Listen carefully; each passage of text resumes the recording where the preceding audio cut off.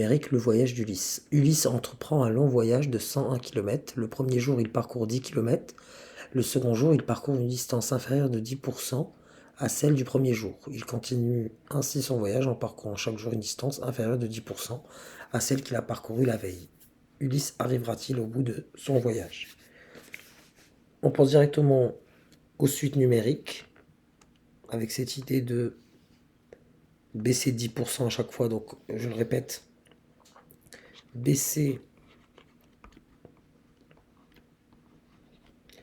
ici pour le coup c'est 10, donc baisser de 10% revient, donc là je mets une équivalence, revient à multiplier par 1 moins 10 sur 100 qui est égal à 0,9. Et puisque j'ai parlé de suite numérique, le premier jour, on va noter UN, le nombre de kilomètres parcourus le jour N, donc la suite numérique UN, donc pour le coup, et du coup, par rapport à cette logique-là, U1 égale à 10 km. Donc notons UN, la suite qui donne le nombre de kilomètres parcourus le jour N. Et donc U2, vous comprenez directement que c'est tout simplement 10 fois 0,9 qui me donnera 9, etc. J'effectue donc une somme, là je reconnais une suite géométrique. J'ai U1 qui vaut 10, ma raison Q qui vaut 0,9. Donc UN est géométrique.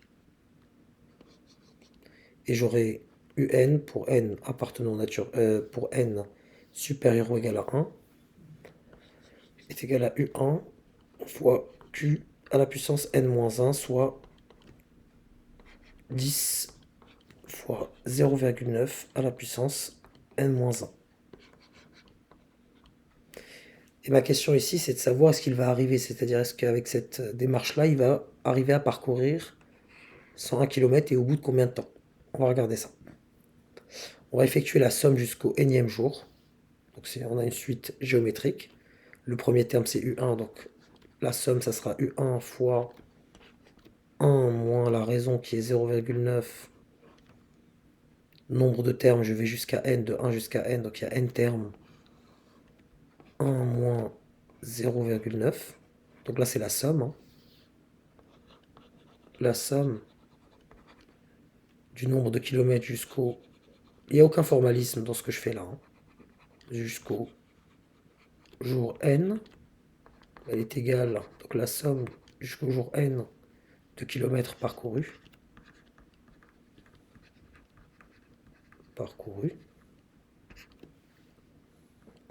Qui me donne 10 fois ici 1 moins 0,9, donc 1 sur 0,1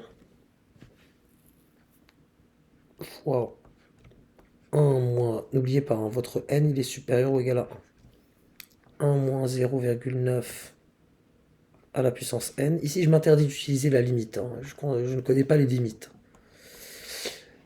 Donc là j'ai l'inverse de, ça me fait 10 fois 10.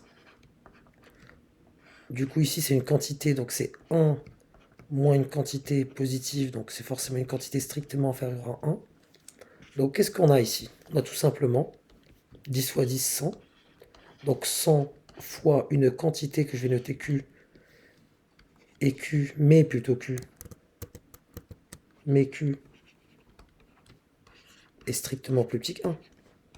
Donc ma somme, allez, on va la noter grand S, est strictement inférieure à 100 fois 1. Donc ma somme est strictement inférieure à 101. Donc Ulysse n'arrivera pas. Et l'exercice aurait été plus intéressant si on avait dit qu'il qu'il devait parcourir exactement 100 km. Et on aurait eu la même démarche. Et pas besoin d'utiliser les limites. Voilà. Un tableur aurait pu permettre une conjecture, mais là on le démontre et je trouve ça très sympathique. Voilà.